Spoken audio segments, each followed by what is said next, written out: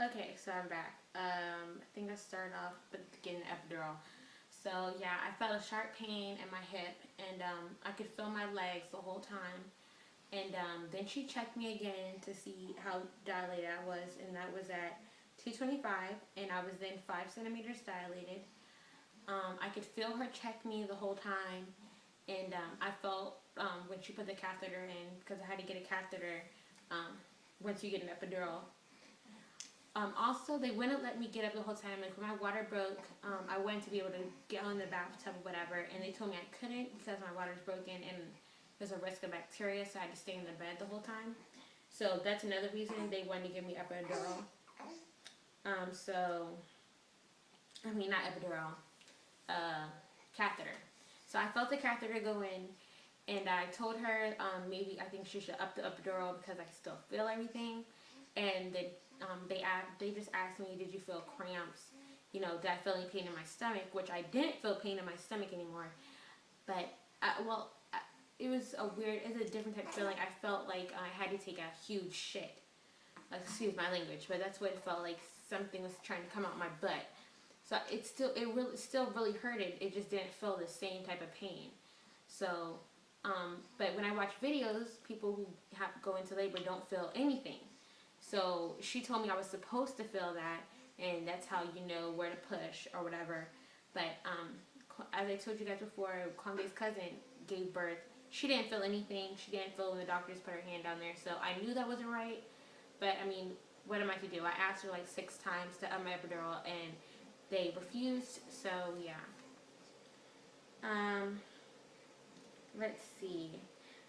Then I got checked again at 321, and I was 6 centimeters dilated. So I was progressing pretty fast. I was only in labor for 7 hours. So, I mean, compared to most people that are in labor their first time for days, my doctor actually told me I was probably going to be in labor for at least 12 hours, which I wasn't. Which could have been because of Pitocin or, I don't know. So let's see. The baby's heart rate started dropping. They had took me off oxygen, so I had to get put back on oxygen because his heart rate was dropping even more, and it was actually scary to watch because it would be like 150, and then I'd have a contraction and go all the way down to like 64. So I was thinking at the time I wanted to get a C-section because I don't want my son, in any type of pain or whatever is going on. Because just imagine having to come out of vagina. Just as much as it hurts me, it's hurting him. He has to squeeze into a tight place. And so I just wanted, if his heart rate was dropping, something was wrong, and I wanted to just, stop. I told the doctor, and she told me I had to wait. She didn't tell me I had to, but she told me to wait a couple, an hour or so, and see how far I would get, and we would try to hurry up and get the baby out. So at 6 o'clock, I started pushing. I have that on there too, some practice pushes. I couldn't film him actually coming out, but I did film some practice pushes. It actually feels good to push because your butt hurts so bad. It feels like shit just wants to come out. And so when you're pushing, it relieves the pain. Well, not relieves it because it still hurts because you can still feel yourself ripping. Well, not ripping, but opening. But it relieves the pressure on your butt. So I actually wanted to push. A lot of times she'd say, well, if you feel like pushing, push. Or she'd go somewhere, she'd be like, okay, don't push. And I'd still push because I feel like I had to push. So I pushed for an hour and 15 minutes. And that's when he came out. He did have to get vacuumed out because I think I was pushing for 20 minutes. And his heart rate was still dropping down to 64. And so she decided to put a vacuum on his head. I was really scared because I heard, that could cause brain damage or whatever. But I wanted him out, and, I didn't want him to be in pain any longer. And it's like when you're not a doctor, what are you supposed to do? I could either tell her not to give me the vacuum and his heart rate go down and something traumatic happens. Or I could, if you got a C-section, something traumatic could happen. So, my life, my child's life was really in the doctor's hands. If she told me that I needed to get vacuumed, then that's what I could do because I was going to go against her, and then I'd been wrong, and then whatever happened would have been my fault. So, yeah, it was really painful pushing, especially his head when he started to crown. It was so horrible. It was like, I can't even like explain. It was just like a pulling feeling. It felt like something, I don't know. I can't even explain, but it would just hurted so freaking bad. And I was pushing so hard, which is why I ripped. I was just pushing so hard because I wanted to hurry up and get him out there because I didn't want him in pain any longer. And Quilante is trying to be a jackass and nodding off right now. People want to know this. Shut up. So, you're throwing off my concentration. Okay, so yeah, I didn't want him in pain any longer, so I was pushing as hard as I could. Like, I was giving it my all. I was screaming like she-woman. Like, it hurt so bad. I just had to do what I had to do. So, you know, he came out and they put him in my arms, and like, as soon as he lays in your arms, you forget all the pain. I forgot everything. I don't know what, you know, like, none of it even freaking mattered anymore. I was just looking at him. He was bloody and everything, screaming in my face, and I just loved him so much. Just from, like, the first sight of him, you just fall in love. The type of love you could never know unless you had a child. So then, after that, they cleaned him off and everything. He weighed 7 pounds 2 ounces. He was 20.5 inches long. So, yeah, he was a pretty good size. It took a long time for the doctors to finally get me into a postpartum room. I sat there and waited for a long time. I had to sit. I got up and I got into the other stretcher or whatever, and I was sitting there holding my baby, waiting to go up there, and it took so long for them to finally get me up there. So we finally get up there. All you hear is baby screaming and whatnot, and they had to take Jace, do some tests. They came in there like every 30 minutes doing tests on him. It was completely insane. I didn't get any sleep because I kept him with me the whole time. I do not trust those nurses.